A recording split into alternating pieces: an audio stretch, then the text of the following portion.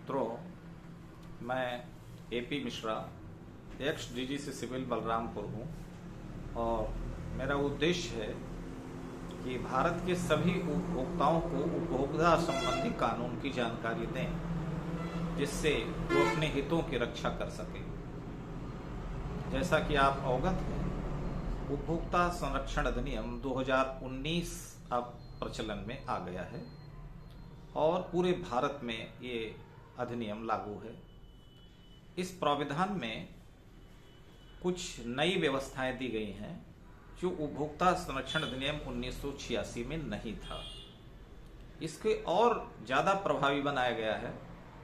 क्योंकि एक सामान्य समस्या थी कि यदि हम किसी आयोग से, किसी प्राधिकरण से, किसी न्यायालय से कोई आदेश प्राप्त कर लेते हैं तो उसका दूसरा स्टेज होता है कि उसको लागू कराना। कभी कभी आदेशों की अवमानना करते रहते हैं और जितना समय मुकदमे को फैसला कराने में लगता है उससे अधिक समय आदेश का अनुपालन कराने में लगता है।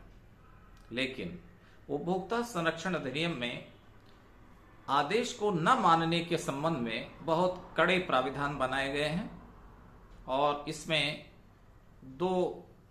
प्राविधान हैं, एक धारा 71 में, दूसरा धारा 72 में। धारा 71 में ये प्राविधान है कि जब कोई आयोग कोई आदेश प्रदान करता है और उसकी जानकारी संबंधित पक्ष को हो जाती है तो उसके 30 दिन के बाद संबंधित पक्षकार जो शिकायत करता है वो उसी न्यायालय में आदेश के अनुपालन के लिए निष्पादन संबंधी वाद प्रस्तुत करता है। वाद प्रस्तुत हो जाने पर आयोग द्वारा विपक्षी को नोटिस दिया जाता है, विपक्षी को सुनवाई का अवसर दिया जाता है और यदि विपक्षी आदेश का अनुपालन नहीं करता है तो सिविल प्रक्रिया संहिता के अंतर्गत जो सिविल कोर्ट के न्यायालय के आदेश को लागू कराने के लिए जो प्राविधान दिए हुए हैं वो पूर्ण रूप से उपभोक्ता संरक्षण अधिनियम की धारा 71 में उसको लागू कर दिया गया है और जो आदेश होगा वो सिविल कोर्ट की डिक्री के समान उसको लागू कराया जाएगा। उसमें सिविल प्रक्रिया संहिता के जो प्राविधान है उसमें कुर्की का है, संपत्ति को नीलाम करने का है, संपत्ति को कुर्क करने का है, वो सारी चीजें लागू की जाती हैं और न्यायालय द्वारा यह प्रयास किया जाता है कि सिविल प्रोसीजर कोड में जो प्राविधान दिए गए हैं आदेश के अनुपालन संबंधी, डिक्री के अनुपालन संबंधी, उसके अंतर्गत ही हम उपभोक्ता संरक्षण अधिनियम की धारा 71 का अनुकरण करते हुए उस आदेश को लागू करा दें। दूसरा प्राविधान जो क्रिमिनल प्रोसीडिंग के संबंध में दिया है वो धारा 72 है। धारा 72 में ये लिखा हुआ है कि यदि कोई पक्षकार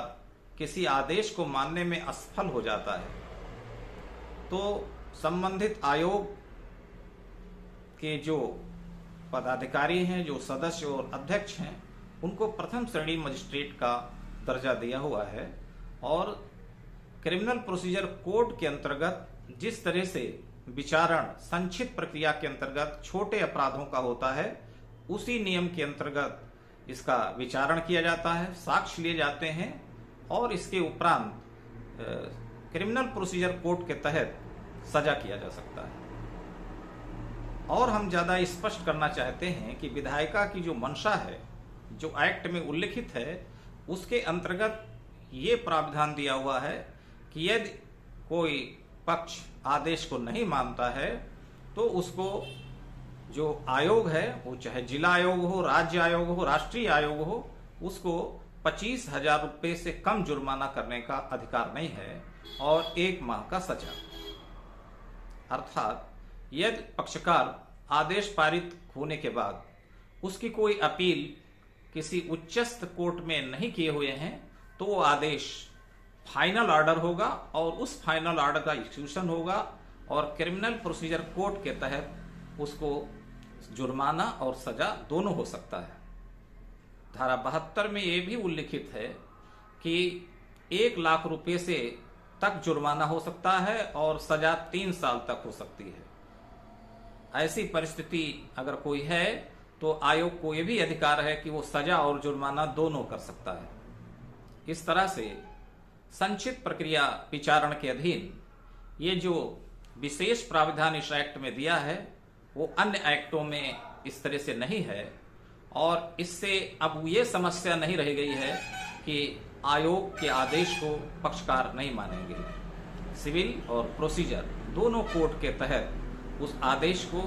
मनवाने के लिए न्यायालय या आयोग शक्तिमान है,